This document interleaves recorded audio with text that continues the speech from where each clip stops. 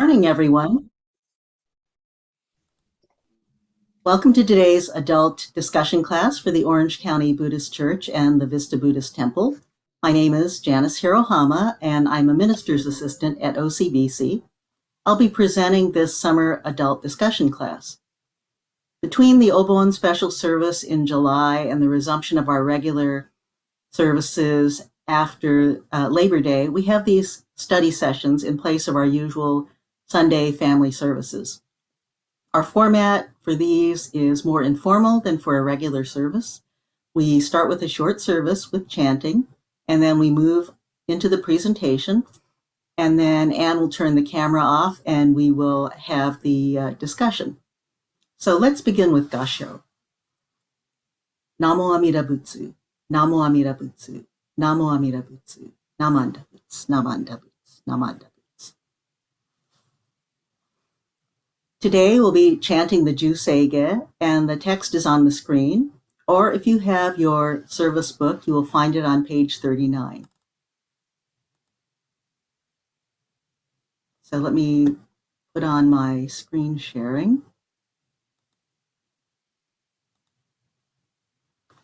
So the text of the Juseige should be there. So.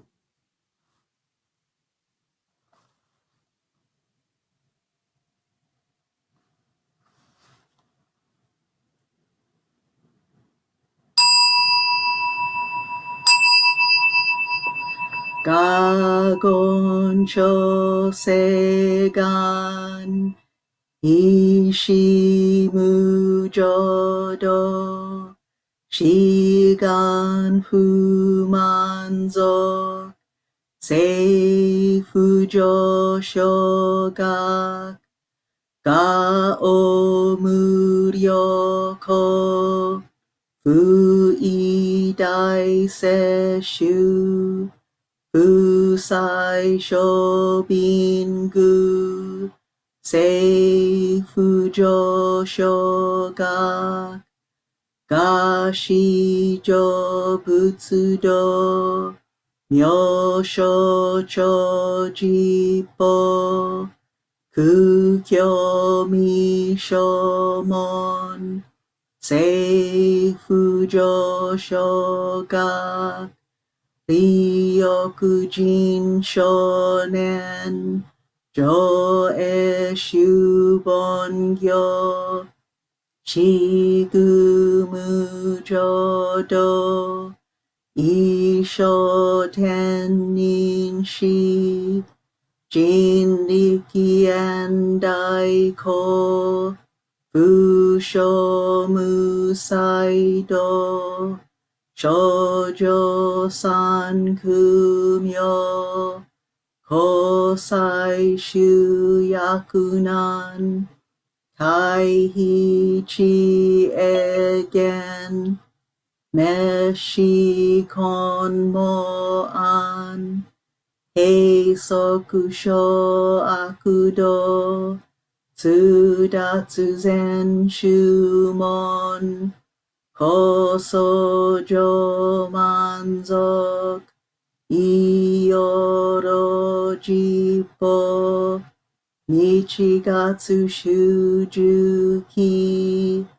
Kenko Onfugen Ishu Kai Hozo Koseku Dokuho Jo Dai Shuchu Seppo Shishiku Kuyo Isai Boots Kusoku Shutoku Hon Gane Shitsujo Man Tokui Sangayo Nyobutsu Mugechi Tsudatsumi Fusho Gangaku Eri Toshi Saisho Son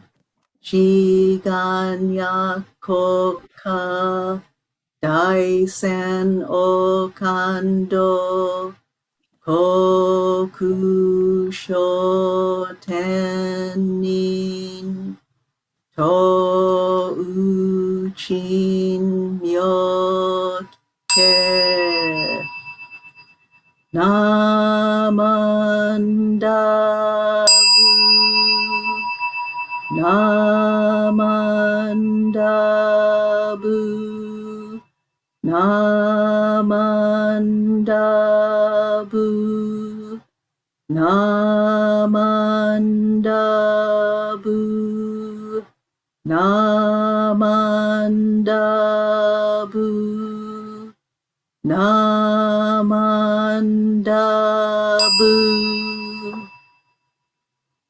ganishikudoku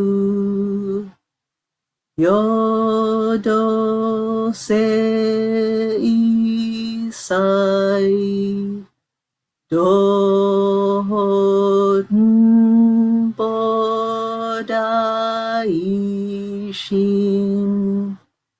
ojo anatoku.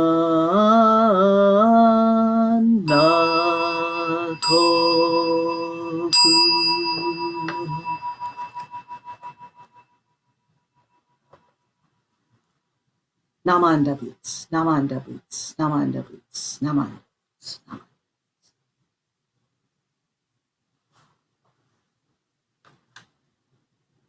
Oops.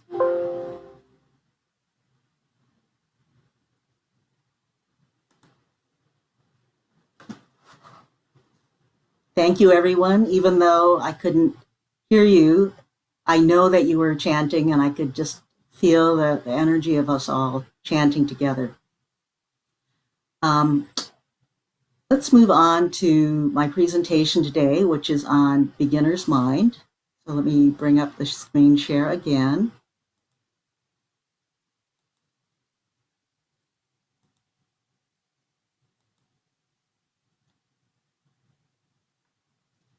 So today I'm going to be talking about finding your beginner's mind. I want to talk about what beginner's mind is, why it's important in Buddhism, and how we can cultivate it in ourselves. So I'd like to start with this very famous quote by Shunryu Suzuki, the famous Zen teacher. In the beginner's mind, there are many possibilities. In the expert's mind, there are few. This quote from Suzuki Sensei is, he is somebody whose writings helped popularize Zen in the US beginning in the 1960s. And this quote from him is perhaps the most famous saying in contemporary Buddhism. So what does it mean? Well, I think Suzuki Sensei was saying that if you see yourself as an expert at something, you think you know all there is to know on that subject.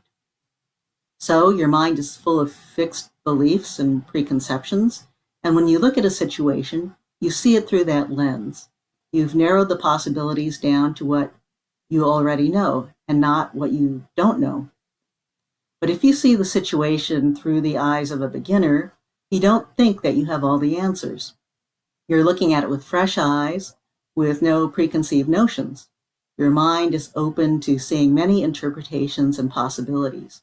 As Suzuki goes on to say, the mind of the beginner is empty, free of the habits of the expert, ready to accept, to doubt, and open to all the possibilities. So what is a beginner? The dictionary defines a beginner as a person who is starting to do something or learn something for the first time. We all start our lives as absolute beginners, doing everything for the first time. As newborns, we're blank slates. We don't know how to walk, talk, or feed ourselves. Those are all things that we have to learn to do. And the process of learning them takes time and constant effort. Take walking, for instance. Before a baby can walk, he or she needs to learn first how to roll over, lift its head, sit up, crawl, and stand without support. Each of those steps involves repeated attempts and failures before the skill is mastered. When a toddler first stands, it can only do so with the support of an object like a table leg. After that comes crawling, and then walking with support, and then standing alone. Only after that comes the ability to walk alone. So learning to walk is a long, slow process that involves multiple stages and a cycle of repeated attempts and failures. Typically, it will take a child about a year before it's able to walk on its own. During our childhoods, we went through a similar process many times as we learned all the life skills we needed to master: how to talk, how to feed ourselves, how to tie our shoelaces, how to read, how to write, how to ride a bike. The list is endless. Even though acquiring each of these various skills is a major task, children just naturally do it. That's because when we're young children, we naturally have a beginner's mind, that beginner's mind that we're all born with. We learn by watching and then by doing, by trying and failing over and over again until we figured it out. We didn't overanalyze. We may have gotten frustrated, but we kept at it until eventually we learned how to do it. And when we learned something well, then it became automatic and we no longer had to think about it, like how to walk or ride a bike. As we get older, though, the process of learning becomes harder. And that's not because of lack of ability, and it's not just because our minds and bodies are not as quick and adaptable as those of children. The real obstacle to adult learning is our thoughts and our egos. We've replaced the mind of the beginner that we started out with in childhood with the mind of the expert. So what's the mind of an expert, and what's wrong with being an expert? After all, don't we want to be good at what we do? Doesn't society reward expertise, skills, credentials, and accomplishments? Aren't our skills what enable us to get along in life, to make a living? Well, as time goes on and we get older and acquire more knowledge and experience, we gain diplomas, degrees, credentials, and resumes that reinforce our belief that we've mastered our fields of study, or work, or interest. We're pleased with what we know and with our competence. We compare ourselves to others to see if we can do it better than they can. It's human nature. The problem is that all too often, our belief in our own expertise and mastery leads us to believe that we know everything we need to know. Once we've learned a skill, we think we've mastered it, and we have nothing more left to learn. And we often believe that there's a right way to do something, and that taking a different approach is wrong. So we develop fixed ideas and views of things. That is what I would say is the mind of an expert. When we have the mind of an expert, we shut ourselves off to different perspectives and further learning. You think you know more than other people, so you have nothing to learn from others. You stop listening. You shut off. You might be more interested in telling others how to do things, which means how to do things your way, than in listening to how they do it. Even if you think you're ready to learn, your mind is already full.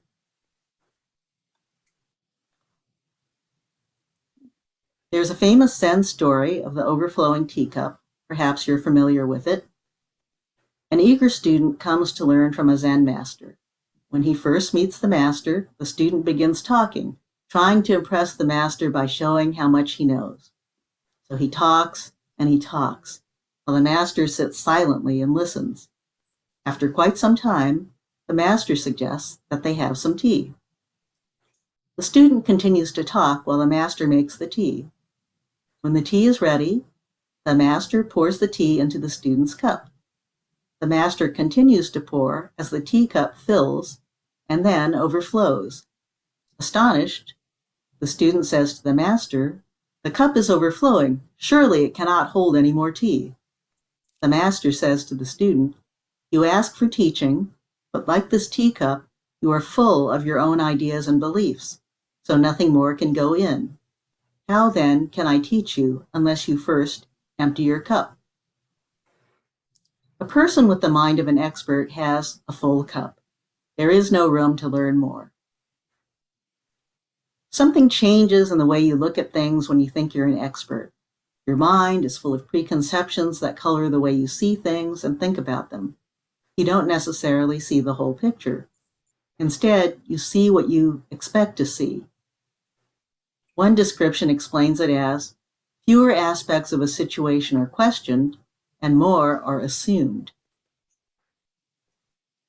Perhaps most important, our fragile adult egos come into play when we think we're an expert. We don't want our expertise to be questioned in our minds or in the eyes of others. So because we're afraid to look stupid or amateurish, we are reluctant to try new things outside our area of expertise. When we do try to learn something new, we're self-conscious about making mistakes. And I know this personally, and probably you do too.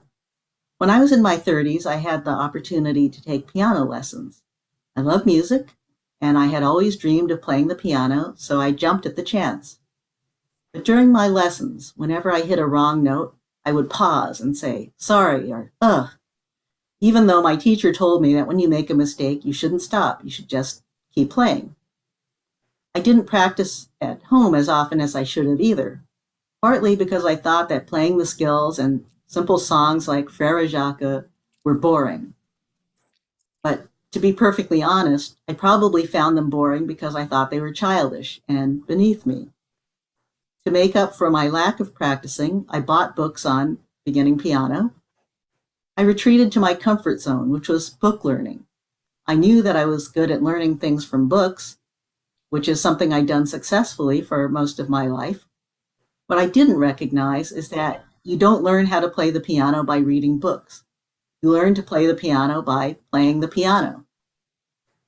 My piano lessons ended when my teacher became ill and couldn't teach anymore, but by then I had already reached a point where my progress had stalled.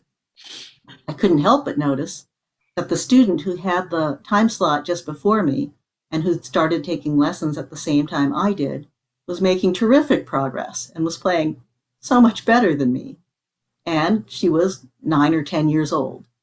That's the difference between the beginner's mind and the mind of the expert. I had the expert mind, and that child had the beginner's mind. So why is it important to have a beginner's mind in Buddhism specifically? When you have the mind of an expert, I think your ego is front and center. But in Buddhism, we seek to set aside the ego self. My ego self is attached to the idea of being an expert, to the status associated with being regarded as knowledgeable. My ego is constantly comparing my knowledge, my credentials, and my performance against those of others. My ego makes me reluctant to ask questions because that would show I don't know the answers. But that's the opposite of what we're seeking in Buddhism. In fact, in Jodo Shinshu, we particularly admire the Myokonin. That's a Japanese word meaning wondrous, excellent people. The Myokonin were devout Buddhist followers of the past who were often illiterate and spoke very humbly without being ashamed of appearing ignorant, but who, despite their lack of book learning, nevertheless had a deep and profound understanding of the Dharma. Another reason why having a beginner's mind is important is because self-examination and self-reflection are the heart of our Buddhist path. One of our teachers, Dr. Nobuo Haneda, says, Buddhism is nothing but self-examination. In Shin Buddhism, our task is to realize that we are foolish human beings, filled with greed, anger, and ignorance. In order to come to that realization, we must be aware of how much we don't know. In other words, we need to have a beginner's mind and give up all pretense that we are smart, for instance, or that we are good people. If you have the mind of an expert, you don't want to admit ignorance or that you have flaws. That ego-driven desire to protect your self-image keeps you from seeing yourself clearly. Oops, sorry. I lost my screen. Let me go back.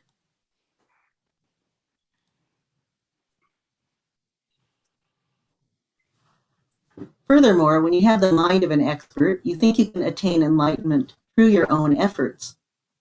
That idea is based on self-power. The Japanese word for that is jiriki. The expert, the self-power person, believes that he can, on his own, eliminate his greed, anger, and ignorance, and thus become enlightened. All right, little technical problem here. Going back to my screen sharing. The person with the beginner's mind understands that she is a foolish, flawed human being, and that it is the working of other power, what we call tariki, that allows us to attain spiritual liberation, not despite of, but because of our flaws and our realization of them. But we cannot recognize our self-power thinking by using the mind of an expert. Also, having a beginner's mind is essential to listening, which is a foundational part of our Buddhist path.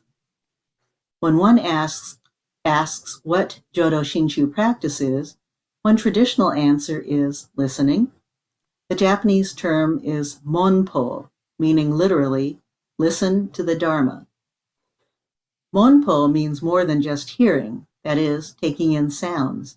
It means deeply listening to the Buddhist teachings. But if you come in with the mind of an expert, you think you already know all about Buddhism and that you aren't going to really listen. Your teacup is full. Or, when you do listen, you do it selectively, looking for evidence that confirms your already established ideas and biases. Finally, in Buddhism, we understand that everything is impermanent. Life is constantly moving and changing. But if you have the mind of an expert, you have a fixed mindset. You expect things to be a certain way. That means you have a hard time adjusting to changing circumstances. When events don't match your expectations, you're thrown for a loop. For instance, that ability to walk, that expertise that we gained as toddlers, that most of us do every day without thinking and take for granted, we can lose it. It can be lost gradually through aging or illness. It can be lost suddenly through accident. There goes your expertise, your comfort zone, your established way of doing things. How do you cope? The beginner's mind is dynamic and flexible. The beginner understands that everything changes. They don't fight it, they accept it and adapt. And I think that is one of the essential lessons that we get from Buddhism. And it's our beginner's mind that allows us to do that. So how can we cultivate a beginner's mind, a mindset of growth and possibility? I think first we want to stop thinking of ourselves as being an expert at anything. And that means being humble. The Journal of Psychology, Positive Psychology, put it in a way that I could really identify with. It said, learning requires the humility to realize that one has something to learn. So you need to set aside your ego. Don't be afraid to say, I don't know. Admit your ignorance. Empty your teacup. Understand that no matter how experienced or advanced you are, or you think you are, there will always be something you don't know. Once you understand that, then you can start to truly see, hear, and learn. As Shunryu Suzuki said, in the beginner's mind, there is no thought, I have attained something. All self-centered thoughts limit our vast mind. When we have no thought of achievement, no thought of self, we are true beginners. Then we can really learn something. Second, ask questions. Be curious. If you spent any time around young children, you know they're always curious, wanting to know what things are, how things work, why things are the way they are. They're full of questions, always asking why, so much so that it can be exhausting answering them. But as kids get older, they start developing an ego, and with it, the fear of looking stupid or uncool. My husband, Jim, who's also a minister's assistant at OCBC, once gave a tour of the altar, the Naijin, to a group of our OCBC Cub Scouts. And he was struck by how curious, enthusiastic, and full of questions these 7 and 8-year-olds were. In contrast, the high school Dharma school students tend to slump in their chairs without much reaction to anything, and certainly not asking questions, what we think of as typical teenagers. Somewhere between the ages of 7 and 14, they lost their beginner's minds.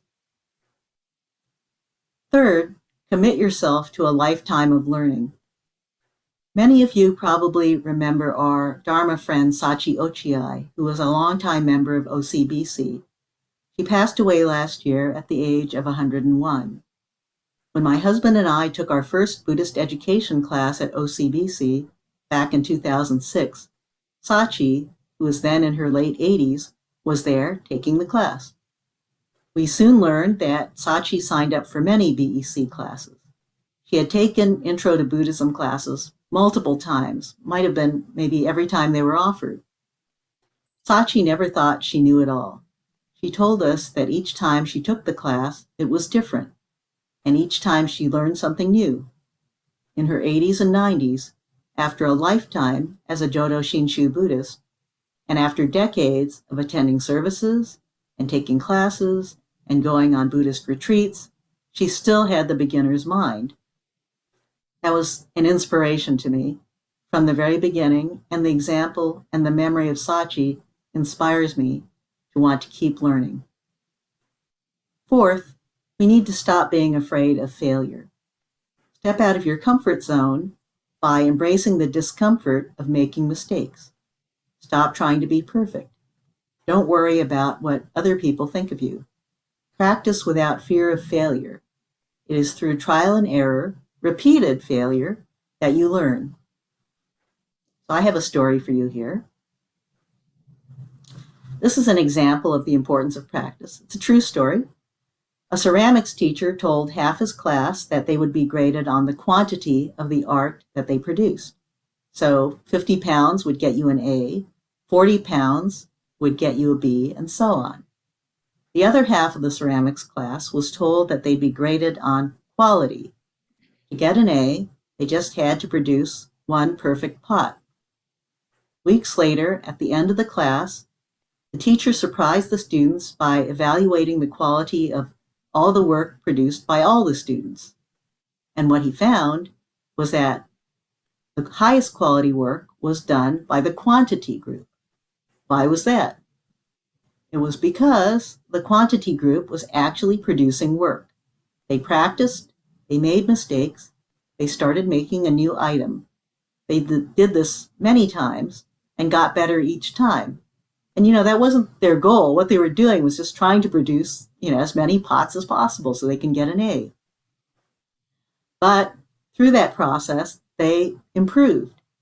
The students in the other group spent much more time theorizing and worrying about how to make a different pot than they spent actually working.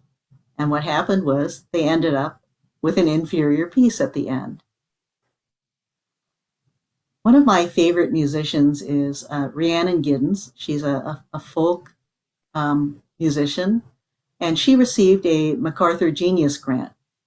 She said recently in an interview in the Washington Post, "The biggest asset that children have is that they are learning everything, and they're always failing.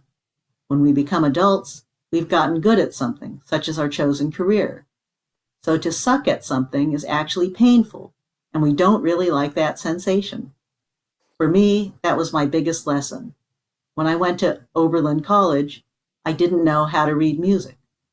And that experience just taught me that if you just throw yourself into it and are not afraid to fail, then that's when you learn things. So I think there's a lot of truth in that. I think a fifth way to cultivate the beginner's mind is to focus on the present moment. When you let yourself be fully in the here and now, you don't take anything for granted. In the present, without preconceived notions, everything is fresh and new, as if you're seeing it for the first time. A beginner's mind is anchored in the present. It's not focused on what you learned in the past, and it's not converting that into limiting preconceptions about the present or overconfidence about having the right answer or the ability to control the situation. Nor is the beginner's mind jumping ahead to the future because you're confident you already know what there is to know and you can immediately move on to the next thing. The renowned cellist Yo-Yo Ma said this when he was asked how he's able to reclaim a sense of curiosity and openness and approach things as if it was for the first time. In fact, I think in his podcast, he has an episode called The Beginner's Mind. So Yo-Yo Ma replied, "As a performer, I try and do that every time I get on stage, because it doesn't matter what you did yesterday. It's what you do right now that counts, right?" He added, "What I love about a beginner's mind is that you get to be receptive to what's around you. It allows you to be present without judgment." When you have a beginner's mind, you have what psychologists are now calling a growth mindset. A person with a growth mindset seeks out challenges. They don't think that they're defined by fixed qualities or that they themselves are fixed. They think that it's not only possible, but desirable to change and to grow. When you have a growth mindset, you don't see failure as a negative, but as a learning experience. So you probably recognize Steve Jobs, the founder of Apple, here. And he shared this thought in his famous 2005 commencement speech at Stanford. He said that after he was fired from Apple, the company he founded, when he was 30 years old, "I didn't see it then, but it turned out that getting fired from Apple was the best thing that could ever have happened to me. The heaviness of being successful was replaced by the lightness of being a beginner again, less sure about everything. It freed me to enter one of the most creative periods of my life." And of course, we know that Jobs went on to even greater success when he returned to Apple.